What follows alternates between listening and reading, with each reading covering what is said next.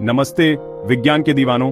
आज हम रेफ्रिजरेशन की दुनिया में जा रहे हैं, एक ऐसी तकनीक जो इतनी आम हो गई है कि हम इसके बारे में सोचते भी नहीं हैं। लेकिन इससे पहले कि हमारे पास ऑटोमेटिक आइस डिस्पेंसर और बिल्ट इन वाटर फिल्टर वाले हमारे फैंसी रेफ्रिजरेटर होते, लोगों को अपना खाना खराब होने से बचाने के लिए दूसरे तरीके खोजने पड़ते थे।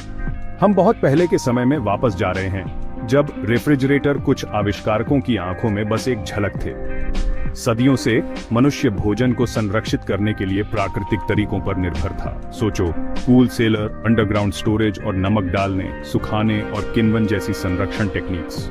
ये तरीके काम करते थे, लेकिन वे परफेक्ट नहीं थे और उन्हें अक्सर बहुत प्रयास की आवश्यकता होती थी। कल्पना कीजिए कि आपके सारे मांस को सिर्फ खराब होने से बचाने के लिए नमक डालना पड़ता है। फिर आया बर्फ का व्यापार, जिसने खाद्य संरक्षण में क्रांति ला दी। लोगों ने सर्दियों में बर्फ जमा करना शुरू कर दिया और पूरे साल उपयोग के लिए इसे अछूता बर्फ घरों में जमा करना शुरू कर दिया। ये एक गेम चेंजर था, जिससे लोग लंबे समय तक ताजा भोजन का आनंद ले सकते थे। लेकिन यह अभी भी एक लग्जरी थी और बर्फ का परिवहन करना कोई आसान काम नहीं था। 19वीं सदी के मध्य में रेफ्रिजरेटर के आविष्कार ने खाद्य संरक्षण के इतिहास में एक महत्वपूर्ण मोड़ दिया। अचानक लोग अपने घरों में एक आत्मनिहित विश्वसनीय शीतलन प्रणाली रख सकते थे। अब बर्फ की डिलीवरी पर निर्भर नहीं रहना पड़ता था, या गर्मी की गर्मी में आपके खाने के खराब होने की चिंता नहीं करनी पड़ती थी। लेकिन यह जादुई डिब्बा वास्तव में कैसे काम करता है? यह सब भौतिकी और रसायन विज्ञान के कुछ बुनियादी सिद्धांतों पर निर्भर करता है। रेफ्रिजरेटर रेफ्रिजरेंट नामक एक विशेष पदार्थ का उपयोग करते हैं, जो पाइप की एक बंद प्रणाली के माध्यम से घूमता है। रेफ्रिजरेंट दबाव और तापमान में परिवर्तन के एक चक्र से गुजरता है। फ्रिज के अंदर से गर्मी को अवशोषित करता है और इसे बाहर छोड़ता है। इसे एक पंप की तरह समझें, लेकिन पानी पंप करने के बजाय यह गर्मी पंप करता है। रेफ्रिजरेंट फ्रिज के अंदर की हवा से गर्मी को सोख लेता है, जिससे यह ठंडा हो जाता है और फिर उस गर्मी को फ्रिज के बाहर छोड़ देता है, जहां यह आसपास की हवा में फैल जाती है। यह एक सतत चक्र है जो आपके फ्रिज के अंदरूनी हिस्से को अच्छा और ठंडा रखता है। इस सरल प्रणाली ने हमारे भोजन को संग्रहित करने के तरीके में क्रांति ला दी और पाक परिदृश्य को हमेशा के लिए बदल दिया।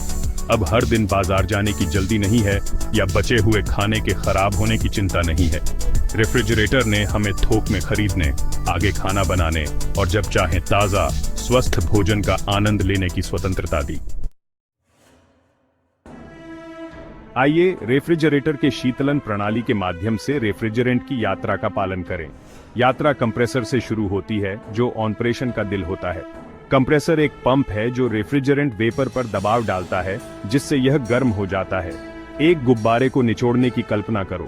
अंदर की हवा संकुचित हो जाती है और गर्म हो जाती है। यह गर्म दबाव युक्त रेफ्रिजरेंट फिर कंडेंसर की यात्रा करता है, कॉइल की एक श्रृंखला जो आमतौर पर रेफ्रिजरेटर के पीछे स्थित होती है। यहाँ रेफ्रिजरेंट अपनी गर्मी आसपास की हवा में छोड़ देता है, ठंडा हो जाता है और गैस से तरल में परिवर्तित हो जाता है। उस गर्माहट को याद करें जो आप अपने फ्रिज के पीछे महसूस करते हैं। यही रेफ्रिजरेंट हीट रिलीज कर रहा है।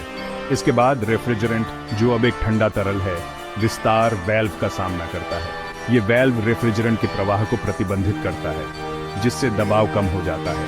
एक नली पर एक संकीर्ण नोजल की कल्पना करो। दबाव के अंतर के कारण पानी अधिक बल के साथ बाहर आता है। यह दबाव ड्रॉप रेफ्रिजरेंट को फैलाने और वाष्पित करने का कारण बनता है। बहुत ठंडा हो जाता है। यह एक एरोसोल कैन छिड़कने जैसा है। अंदर का तरल वाष्पित हो जाता है, जिससे कैन ठंडा हो जाता है। यह ठंडा रेफ्रिजरेंट वेपर अब फ्रिज के अंदर से गर्मी को अवशोषित करने के लिए तैयार है।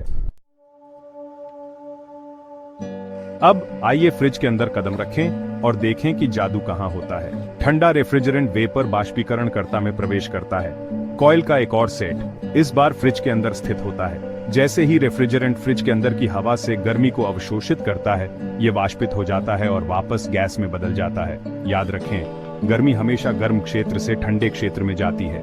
तो आपके भोजन, पेय सब्सटेंसों और फ्रिज के अंदर की हवा से निकलने वाली गर्मी ठंडे रेफ्रिजरेंट में चली जाती है, जिससे सब कुछ ठंडा हो जाता है। बाष्पीकरणकर्ता लगातार गर्मी को अवशोषित कर रहा है, आपके फ्रिज के अंदर एक समान ठंडे तापमान पर रख रहा है।